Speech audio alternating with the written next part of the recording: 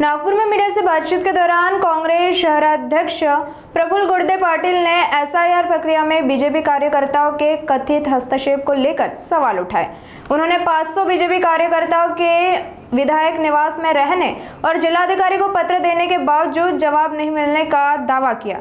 वहीं बीजेपी शहराध्यक्ष दयाशंकर तिवारी पर मुद्दे के बजाय व्यक्तिगत टिप्पणी करने का आरोप लगाते हुए पाटिल ने उन्हें न्यायालय में जवाब देने की बात कही।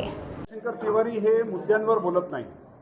मुद्दा आहे की 500 जे कर्मचारी आहे आपल्या बीजेपीचे जे पेड एम्प्लॉईड आहे त्यांना एसआर प्रक्रियेमध्ये कुठल्या पद्धतीचा हस्तक्षेप करून राहिलेला हे प्रश्न मी जिल्हाधिकाऱ्यांना विचारला आणि आरोप केला मुख्यमंत्री कार्यालयावर। आता मुख्यमंत्री कार्यालय त्याच्यावर बोलत नाही आणि जिल्हाधिकारी पण बोलत नाही आणि बोलतात कोण तर दयाशंकर तिवारी।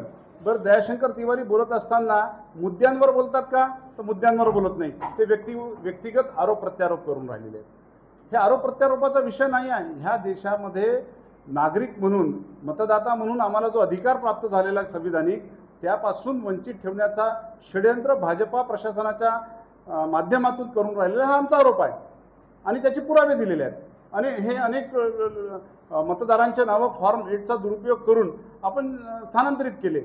मुख्यत्वे एससी एसटी ओबीसी मायनॉरिटी मतदारांची संख्या यामध्ये बहुसंख्या आहे आणि तुमच्या बिहारमध्ये आणि पश्चिम बंगालमध्ये याआधी एसआरच्या प्रक्रियेच्या माध्यमातून अनेक लाखो मतदारांना ज्या पद्धतीने वगळलं तेच प्रक्रिया आपण महाराष्ट्रामध्ये सुद्धा करण्याचा आपला षड्यंत्र आहे आणि त्या कामी आपण जिल्हा प्रशासन आणि मुख्यमंत्री कार्यालयाच्या दबावाच्या माध्यमातून हे संपूर्ण घडवून आणतात आहे असा आमचा आरोप आहे।